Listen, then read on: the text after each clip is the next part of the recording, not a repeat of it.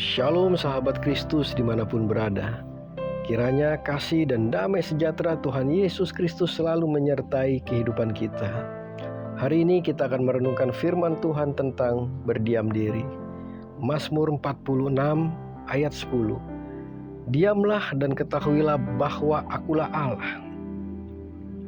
Tindakan paling sulit dalam hidup ini bukanlah bekerja, bukan beraktivitas, bukan berbicara, bukan berkomentar, bukan mengkritik, bahkan bukan menasehati. Menurut saya tindakan tersulit justru adalah berdiam diri. Mengapa? Karena sejatinya kita hampir tidak pernah benar-benar diam. Saat tidur pun pikiran tetap bekerja, berputar, bahkan mengekspresikan diri melalui mimpi. Ketika kita terbangun, pikiran menjadi semakin aktif. Selama kita hidup, seolah-olah kita terus bergerak secara fisik maupun batin. Maka tidak heran jika perintah firman Tuhan, diamlah dan ketahuilah bahwa akulah Allah, bukanlah perintah yang mudah. Diam bukan sekedar menghentikan suara atau aktivitas luar.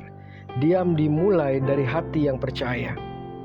Banyak kegelisahan muncul karena kita ingin mengendalikan hal-hal yang sesungguhnya berada di luar kendali kita. Ketika itu terjadi, hati menjadi gelisah dan jiwa kehilangan ketenangan. Kalimat firman Tuhan ini mengandung dua makna yang sangat dalam. Yang pertama, ketika kita bisa diam dan tenang, kita akan melihat kuasa Allah bekerja. Dan yang kedua, jika kita sungguh mengenal siapa Allah itu, maka ketenangan akan lahir dengan sendirinya. Pengenalan yang benar akan Allah melahirkan kepercayaan yang kokoh. Ungkapan ketahuilah bahwa akulah Allah juga menegaskan bahwa Allah adalah pembela yang tiada tandingannya. Karena itu adalah sikap yang naif jika kita merasa perlu membela Allah. Justru sebaliknya, Allah yang membela umatnya, membela anak-anaknya.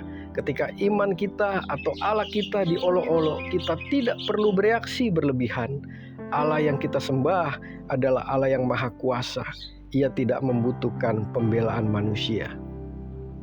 Dalam tradisi perjanjian lama, kita mengenal hari Sabat, hari perhentian, hari berdiam diri. Sabat mengibaratkan hari ketujuh ketika Allah berhenti dari pekerjaan penciptaannya. Sejak Jumat malam hingga Sabtu sore, orang Yahudi dilarang bekerja. Aktivitas yang diperbolehkan hanyalah menerima tamu, membaca Taurat, mendiskusikannya, serta melakukan mazmur. Hari Sabat adalah berhenti dari aktivitas yang bersifat keluar dan berfokus pada aktivitas yang bersifat ke dalam, mengucap syukur, merenungkan firman, dan menyadari kebesaran Allah. Diam bukan pasif, melainkan aktif secara rohani. Jika kita membiasakan diri memiliki waktu berdiam diri, waktu teduh, waktu perenungan, maka pengenalan kita akan Allah semakin dalam. Dari sanalah lahir keyakinan akan keperkasaan dan pembelaan Allah. Kekhawatiran dan ketakutan akan kehilangan kekuatannya, karena kita tidak hanya tahu tentang Allah, tapi mengalami Allah.